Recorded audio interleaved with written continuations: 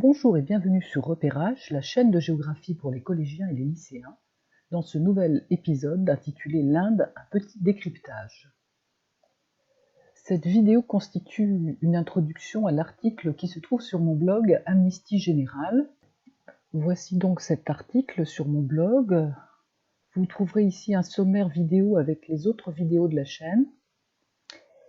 Voilà une carte muette représentant plusieurs pays qui m'intéressent en Asie orientale, les deux géants démographiques que sont la Chine et l'Inde en orange, mais également coloriés les autres pays issus de l'éclatement de l'Empire des Indes à l'indépendance en 1947, le Pakistan, le Bangladesh, le Sri Lanka, la Birmanie, et deux petits États enclavés dans l'Himalaya, le Népal et le Bhoutan.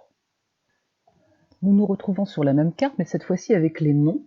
J'ai indiqué des éléments qui me semblent essentiels, à commencer par le tropique du Cancer, qui passe ici, qui passe en Chine, du côté de Canton et de Hong Kong, qui passe au cœur du Bangladesh et qui passe aux Émirats arabes unis. C'est un moyen de se repérer facilement. L'intérêt, c'est de savoir qu'au sud du tropique du Cancer, nous sommes dans la zone intertropicale, la zone qui est sans hiver et qui est, dans cette région du monde, marquée par l'alternance de la mousson d'hiver et mousson d'été qui apportent des pluies abondantes. L'Inde se présente comme une péninsule qui se trouve dans l'océan Indien, avec à l'ouest le golfe d'Oman ou la mer d'Oman, et à l'est le golfe du Bengale. Je n'ai indiqué sur cette carte que les grandes villes qui, à l'international, jouent un rôle très important.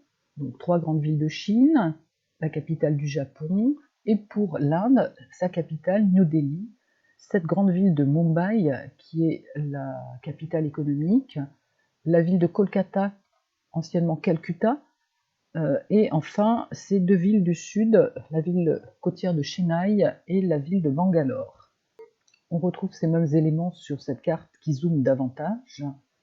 Donc, ce territoire de l'Inde, avec ici une province qui s'appelle l'Assam, dans laquelle se trouve ce Bangladesh qui est enquisté. Et autre élément important sur lequel nous allons revenir, cette région au nord, entre le Pakistan, l'Inde et la Chine, qui s'appelle le Cachemire, et qui est en conflit latent depuis 1947. Mais ce qui manquait sur la carte précédente, c'est de pouvoir visualiser un peu les conditions naturelles, notamment la végétation et le relief. Donc voilà pourquoi cette nouvelle carte, je l'ai dessinée en prenant l'image satellite et en rajoutant certains noms. Donc le plus important est l'Himalaya, donc la chaîne de l'Himalaya qui culmine à l'Everest à près de 9000 mètres, forme barrière entre la Chine et l'Inde. Deuxième élément important, c'est de montrer l'opposition entre l'Ouest, ici le Pakistan, qui est désertique, et ces régions d'Asie du Sud-Est, qui sont beaucoup plus humides. On le voit sur le piémont nord de l'Himalaya, on le voit également ici, au sud-ouest du Décan. Le Décan, c'est donc ce plateau qui occupe une partie importante de l'Inde. Par contre, ce qu'il manque sur cette carte, c'est le réseau hydrographique qui n'apparaît pas sur une image satellite de manière très nette.